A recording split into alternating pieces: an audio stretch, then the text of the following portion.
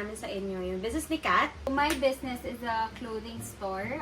Located siya sa JP Rizal, Makati. It's called Madam Shein. I started the business around 2022.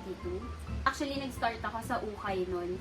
And then, parang nag-explore ako into brand new items. I found a supplier ng Shein clothing. Medyo nakabenta ako. That's when I started the idea of building an actual store. Oo, okay. Pero bakit tinawag siyang Madam Shein? Because yung mom ko, parang lahat sila, my business partner is yung mother ko.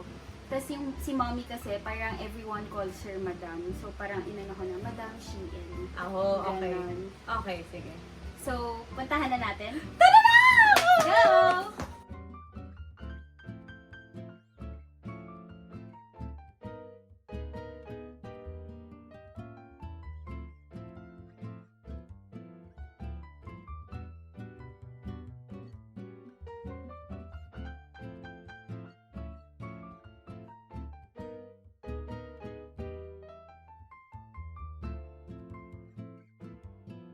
So, hi guys! Nandito na kami ngayon sa store sa Madam Shein. Halos lahat naman ng variety ng clothes is nandito. So, meron tayong mga crop tops, t-shirts, mga dresses, skirts, pants, jackets.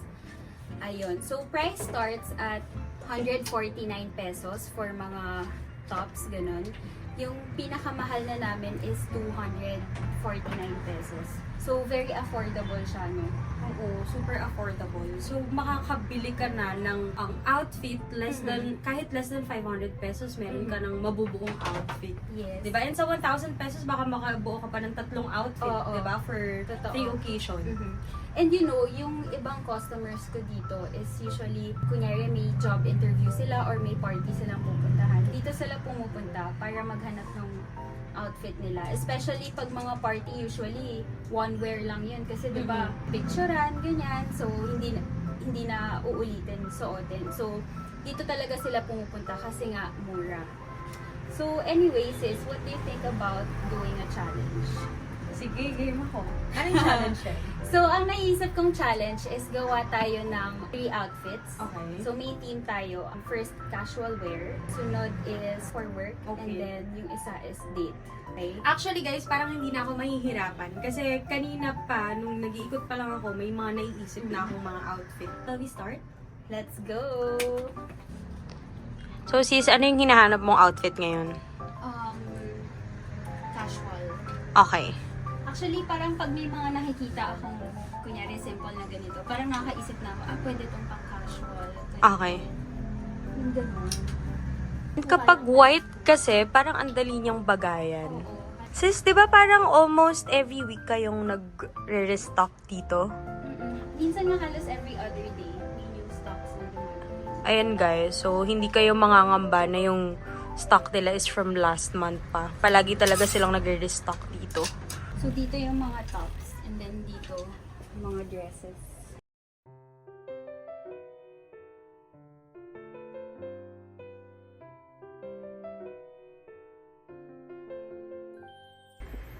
Guys, ang dami ko na nakitang maganda. Tingnan niyo to. For the challenge ba yan, or? Feeling ko para sa akin na to. Guys, tingnan niyo. Blazer, Cute. for work. Yeah, pwede to sa skirt, pwede rin siya sa pants. Magkano lang to guys, oh. It's just 200 pesos, sis. Tapos meron ka ng blazer. Ayan o, 190. Feeling ko mabubudol tayo, di tayo mag-challenge. Tapos meron din silang mga swimsuit dito. Uy, may pang men's din pala kayo.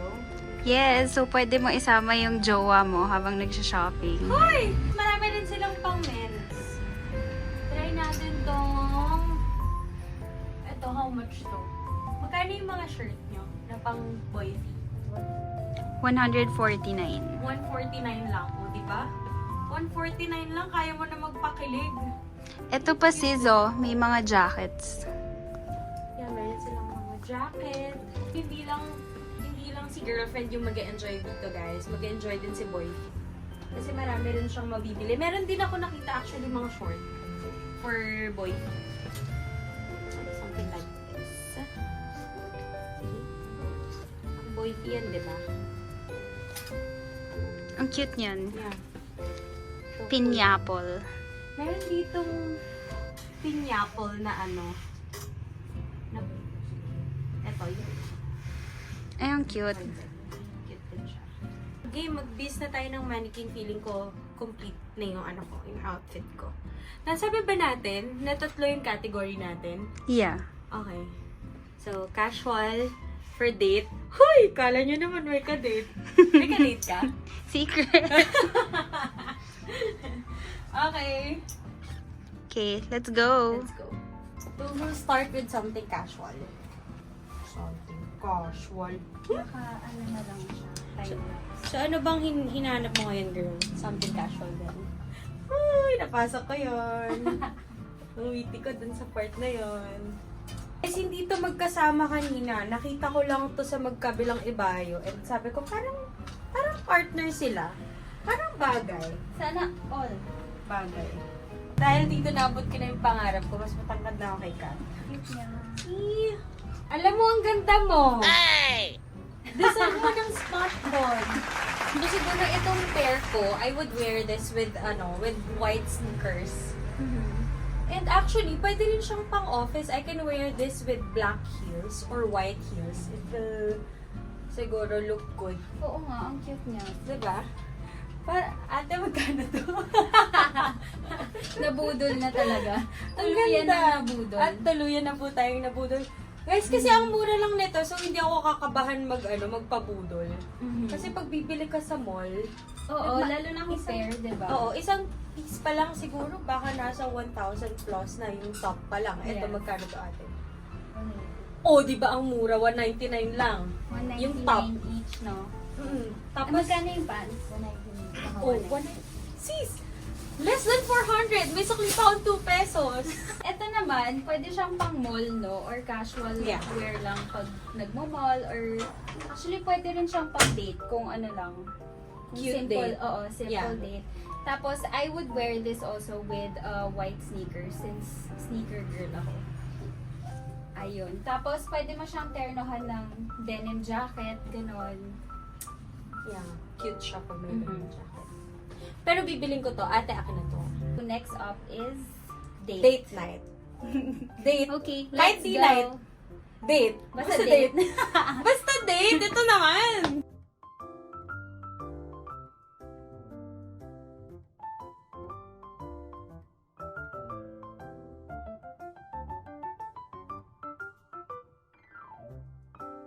So, ito yung napili kong dress. Very simple lang siya. Tapos, sleeveless. So, if hindi ka ganun ka-daring or hindi ka mahilig mag-sleeveless, pwede mo naman siyang patungan ng blazer or denim White shirt jacket. sa loob. Oh, pwede rin siya ng white Or shirt yung sa white loob. na long sleeves. Cute Mm-mm. din siya. Yon. Ako naman something pa cute. Siyempre, first date. Hi! Floral. Oh, and this is very me. Mas gusto ko kasi yung medyo mababa yung dito. Kasi parang maliit kasi ako, so parang bibigyan ko na lang ng other spot kung saan sila pwede mag-focus. So, I think kung super formal yung pupuntahan namin na date, pwede siya. Tapos mag-heels lang ako ng white, to eat somewhere na hindi naman sobra kang mabe-pressure in life. Pwede rin sa sneakers. Cute din Pero siya ikaw, ano sneakers. mas bet mong date? Like mga simple lang or like yung mga formal wear? Gusto ko yung mas simple date. Para mas Same. malalabas ko kung ano Oo. yung kulit ko. Oo. Kasi Kasi yung mga formal na kailangan naka-long dress na. oo, tas parang ang hirap tuloy magkamali. Parang ang dami mong iniisip. Gusto mo lang kumain, tas ang dami mong iniisip kasi parang may mga etiquette na sinusunod, diba, sa totoo. pagkain. Parang yung ang dami pang set ng Kopyertos. Oo. Diba parang alin ba yung gamitin ko pag ito Oo. yung kakainin ko. So parang nakakahiya kapag magkamali ka. Nakaka-pressure. Yes, nakaka-pressure. Ito yung napili naming Outfit clothes for outfit for date. Next up is work. Yeah. Work outfit. So after mag-date, Work. work naman tayo. Oo, kasi kailangan natin ng pang-date eh. Guys, wag nating iasa yung mga sarili natin sa lalaki. Minsan libre rin natin sila, no?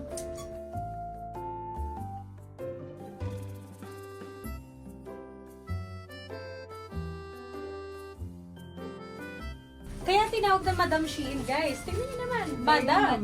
Sobrang ganda nung tela niya kasi medyo makapal ng konti and parang hindi makikita yung nasa loob. So, this is good buy.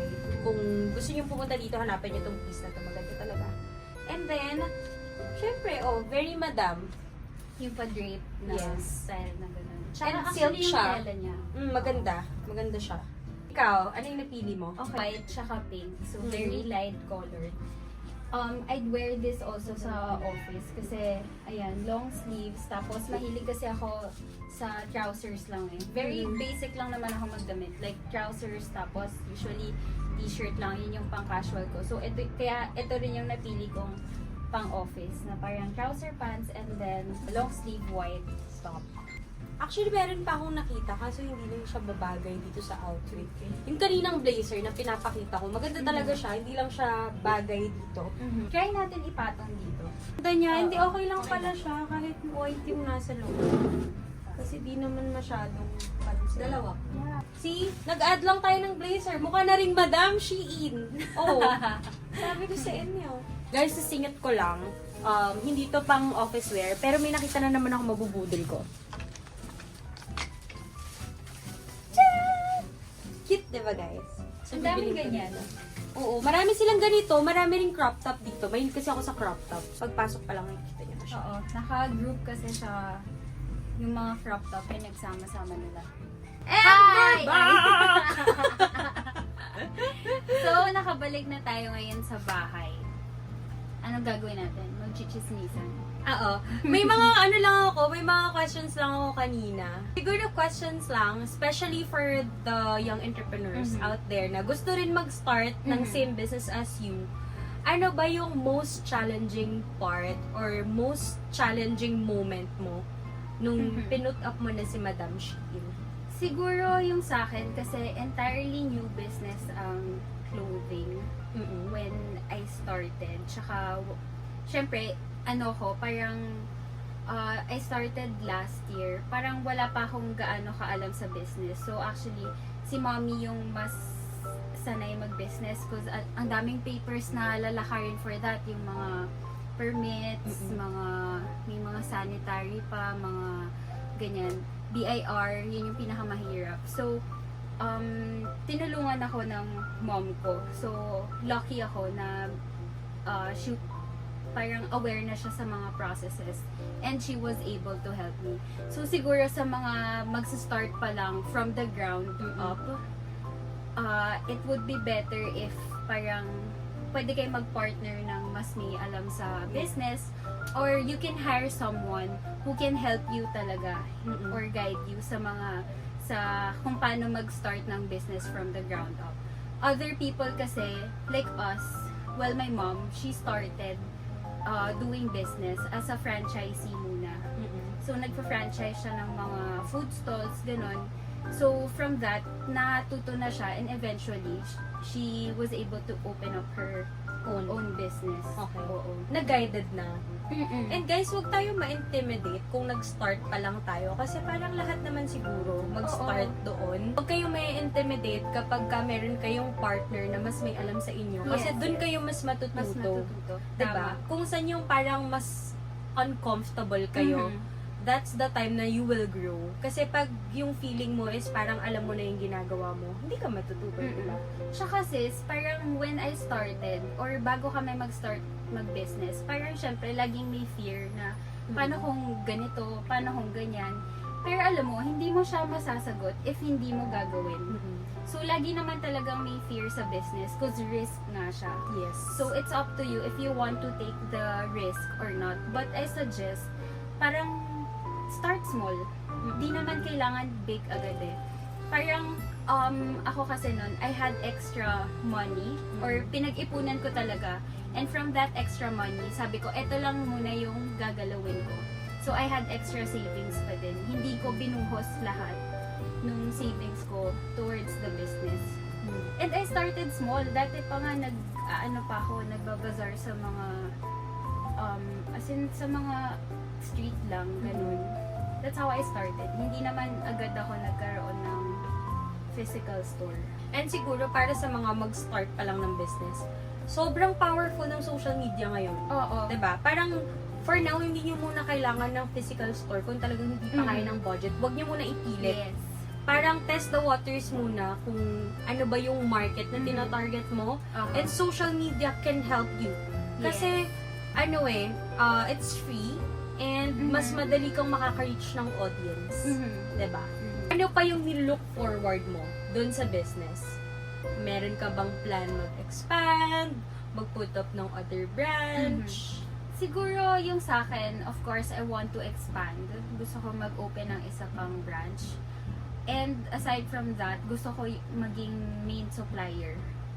Para maging kilalang supplier ng Madam Shein. So, hindi lang naman retail yung ginagawa ko. Meron ding mga nag-wholesale sa akin. So yun pala guys. Sa mga gusto mag-start ng business, message nyo lang siya.